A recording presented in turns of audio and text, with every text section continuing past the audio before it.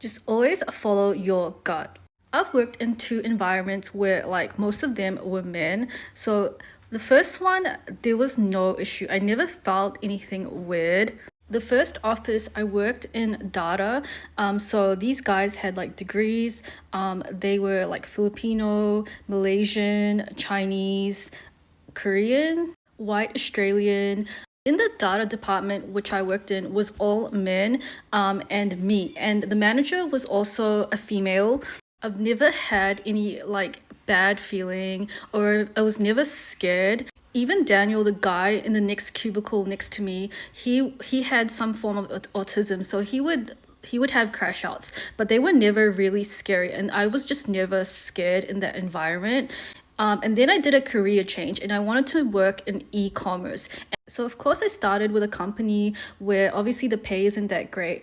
And straight off the bat, when I met some of the employees, I told the boss I don't want to come into the warehouse, the office, and I was able to work remotely. So actually, the whole time I worked there, I was working 90% remote. So this is a Turkish importing company. And then later they'd get a new general manager. His name is Mustafa, and he had a Filipino wife, and he would try to pretend to like befriend me and like introduce me to his wife, and through like video call, even when I was overseas and stuff. I'm like, okay, this is nice, and he'd try to gain my trust. And then when I went back, I had to go to the warehouse a few times to take photos. He would introduce me to his friend who would eventually like assault me. And like I said, I let my guard down because these guys had wives and Imre had a newborn. But all this time, I always had like a bad feeling about these two.